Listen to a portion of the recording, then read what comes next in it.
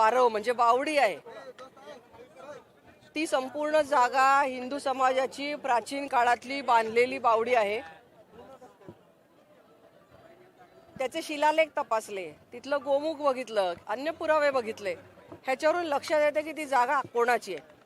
बर, त्या जागेवर सरकारी मालमत्ता म्हणून नाव असताना सुद्धा त्याचं वक्फ म्हणून नोंद कशी होऊ शकते, हा माझा प्रश्न आहे। कुठल्याही सरकारी जागेला वक्फ म्हणून डिक्लेअर करता येत नाही।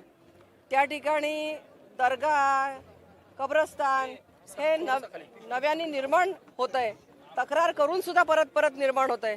याच्याबद्दल आम्ही तक्रार केलेली आहे। पुन्हा एकदा त्यांनी 8 दिवसाची मुदत आम्हाला मागितलेली आहे। 8 दिवसात कारवाई करतो असं त्यांनी आम्हाला आश्वासन दिलेलं आहे। कारवाई झाली नाही तर पुढची भूमिका तुमची काय असणार? मोठ्या प्रमाणात आंदोलन उभं केलं जाईल। सरकारची जागा असताना सुद्धा वक्फ जर डिक्लेअर करत असतील आणि स्थानिक प्रशासनातले अधिकारी जर आपल्या मालमत्तेचं संरक्षण करण्यासाठी कमी पडत असतील तर आम्ही सरकारला मदत करण्यासाठी पुढे येऊ। परंतु स्थानिक प्रशासनाचे अधिकारी याच्यावर नियंत्रण का ठेवू शकत नाही? वाद झाल्यानंतर तो त्यांना विचारण्याचा प्रश्न आहे, हा मला विचारण्याचा प्रश्न नाही।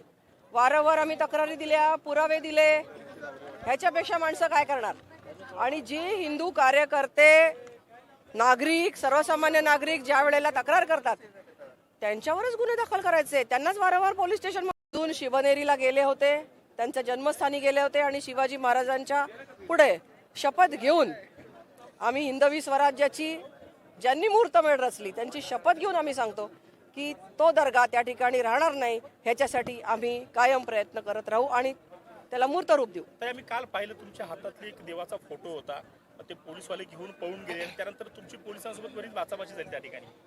असं आहे, शासनाला न विचारता आणि अनधिकृतपणे जर ठिकाणी चांद तारा लावला जात असेल, मजार केली जात असेल, मला सांगा मुस्लिम धर्मियांमध्ये सुद्धा नमाज पढताना असलेली जागा ही स्वतःच्या मालकीची असावी अशा प्रकारचं धोरण आहे असं त्यांच्यामध्ये काय त्यांच्या धर्मग्रंथामध्ये लिहिलेलं आहे। असं असताना त्यांच्या धर्मग्रंथाला सुद्धा न मानवणारं, सरकारच्या नियमांना न मानवणारं असं कुठलंही कृत्य त्या ठिकाणी घडत असेल तर मग न विचारता जर तिथे धर्मस्थळ बनू शकतं त्यांचं, तर आमचं का नाही बनू शकत?